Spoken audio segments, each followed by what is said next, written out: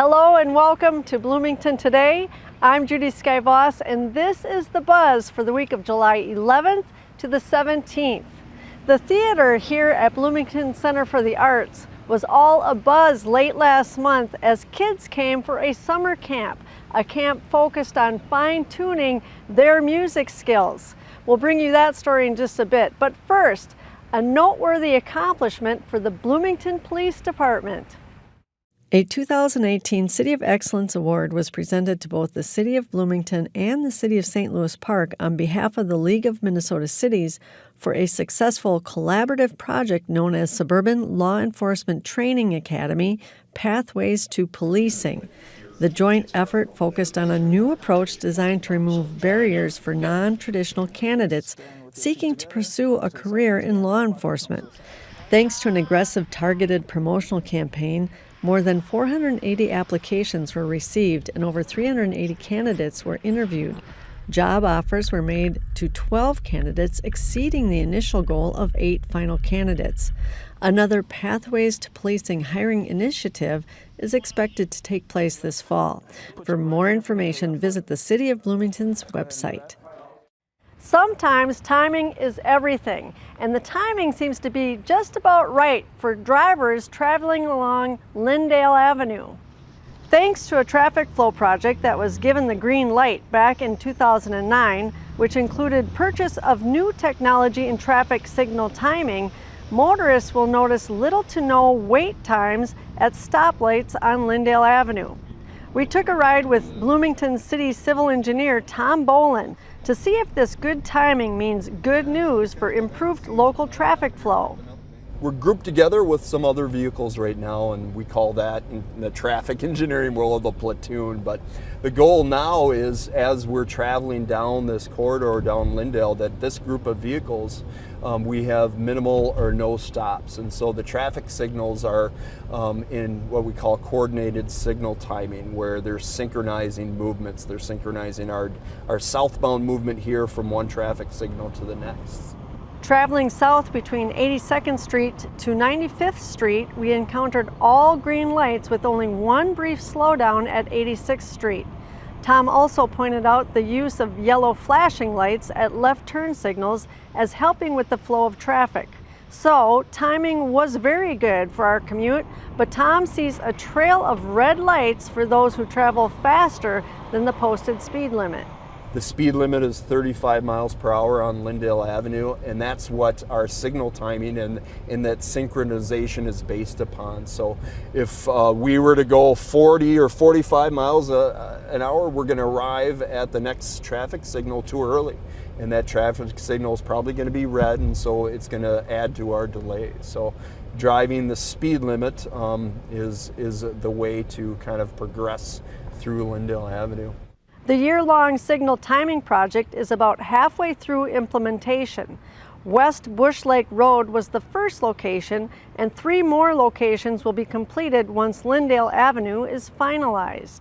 We are looking to reduce your delay as much as possible. And motorists can help with improving signal timing too. If you do experience an issue from your perspective as you're driving through, knowing the exact time or approximate hour period and what day of the week will help us in analyzing and seeing if there's anything we need to fine tune. For more information, contact Bloomington's Engineering Department via the city's website or call 952-563-4870. Once again, Wright's Lake Park was awash in color during the second-to-last mural painting party held there late last month. This time, though, participants were welcomed with a meal in a bag, tasty walking tacos, along with mouth-watering watermelon.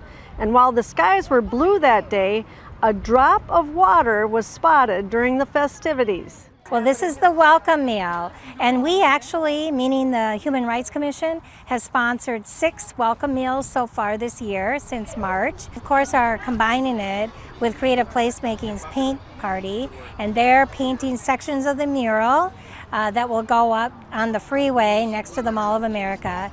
The Good Space murals are the artists, And we really appreciated their process for mural making because it involves the community from the beginning to the end. Really what it does is it offers a way for people to actually become involved and empower them to really say that this is our mural, we painted this. In August, artists will apply the painted canvas sections to the Highway 77 wall, which is visible from Wright's Lake Park.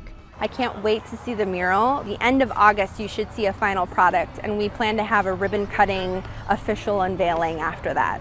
While the official completion of the mural wall nears, efforts continue towards community building through hosting additional welcome meals, art project creations, and other community events, each undertaking designed to help realize key goals that ultimately benefit all who call Bloomington home. One of the reasons that we want people to get to know one another is, first of all, to get over misperception and sometimes preconceived ideas about people.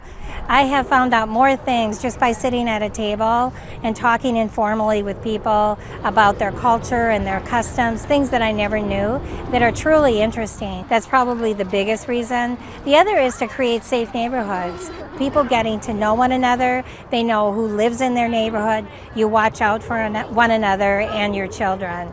Seeing these little mini neighborhood pop-up events turn into these celebrations and having people from the neighborhood just walk or bike over, it gives a sense of community. It enables us all to talk to each other and connect with each other. And I think with art, and especially creative placemaking and public art, what's really important is the process of how that thing becomes. From festive sounds outdoors at Wright's Lake Park to the sounds of music here inside the theater at the Center for the Arts, we'll take you to the first ever band camp. A summer band camp just for fifth graders. The camp, hosted by the Medalist Concert Band, brought music to the ears of the University of Minnesota professor Jerry Luckhart, who conducted the students during a concert finale for family and friends. I just like being around children. And my college teaching is what I do. I teach at the University of Minnesota. I don't get to frequently interact with fifth graders. So it's a really good reminder to me about the origins of what I do and the struggles that it takes to start an instrument and to be proficient at it. It's really hard work. And it's hard, and it takes a great deal of patience and you have to stick to it.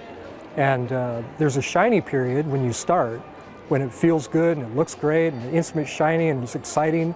And then there's the reality that it's hard. And that hard stage is right where these students are right now, that difficult stage. And if we can, and that's part of the motivation of starting with the fifth grade, going to sixth grade. Let's keep them in the boat and let's develop some skills so that they can enjoy that personal success and keep them going.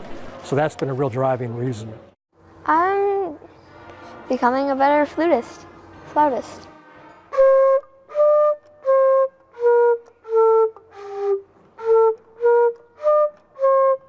William is one of 65 Bloomington fifth graders that came to the new 3-day band camp held at the Bloomington Center for the Arts. With help from Medalist volunteers and area music educators, students like William received valuable one-on-one training, instruction that was both enjoyable and challenging. It's really fun. At first I saw the notes and I was thinking I could play this ever, but we have really great instructors here. My instructor, Betty and Mindy, they're really nice, kind of funny, and very helpful. They taught me what to do with my second hand and how to hold it and what I was doing wrong.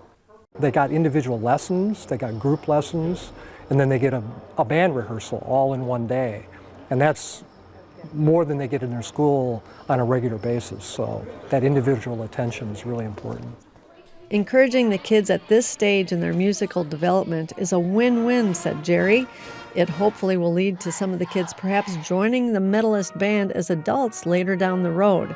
A local community favorite, the Medalist Band continues their summer concert series with one very special concert coming up on July 14th. Because the Medalist Band is enjoying its 50th anniversary this next year. And we're going to kind of kick it off, if you will, with an alumni picnic and concert. So we've invited back anyone that's ever played with the Medalist Band, even for one rehearsal or performance, or were a core member and no longer moved away or whatever. We've invited all of those people back. And there's about 60 people coming, I understand, that are alumni, plus the 75 that are, current members.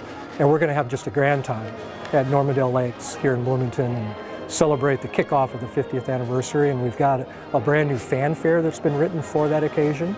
So we'll premiere a new piece of music, and we'll get to, it's just good community band.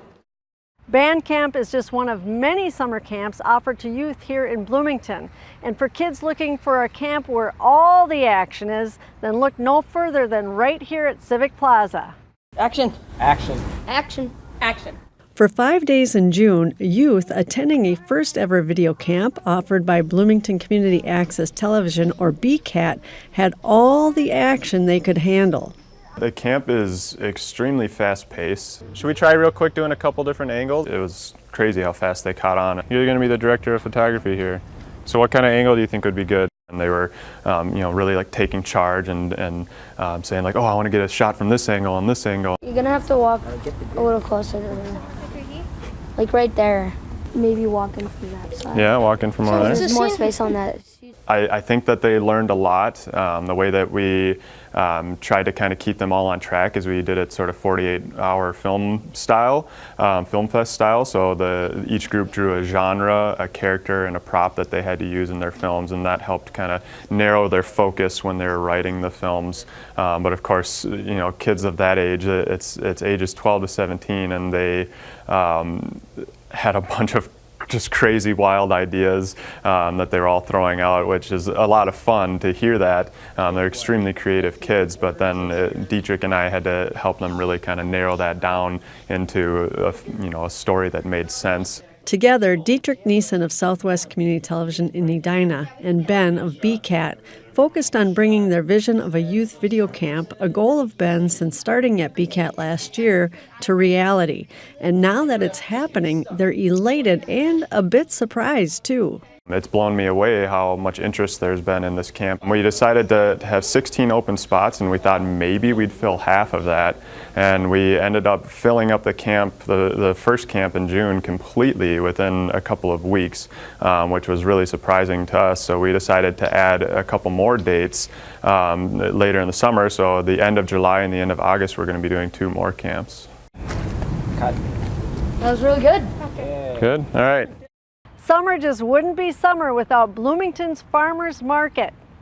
And on Saturday, July 21st, while you're picking out your veggies and visiting the vendor booths, stop and check out the latest in electric cars during the Electric Vehicle Ride and Drive event from 10 a.m. to noon. The City of Bloomington Sustainability Commission and Midwest Evolve are hosting free test drives with industry experts to showcase the environmental advantages of electric vehicles. Plus, take advantage of a free class inside City Hall on tips for growing a healthier lawn, one that requires less water, which will save you money on your water bill. To reserve your seat for the 1-hour class happening at 10 a.m. on July 21st, visit bushlakeikes.org or call 612-618-8616. That is the buzz for Bloomington today, the week of July 11th through the 17th. If you would like to watch other stories from the show, go to this week's playlist. There you'll find an update on work being done by Bloomington's various city commissions, and revisiting Meals on Wheels, a program that delivers good food with great care. Thanks for watching.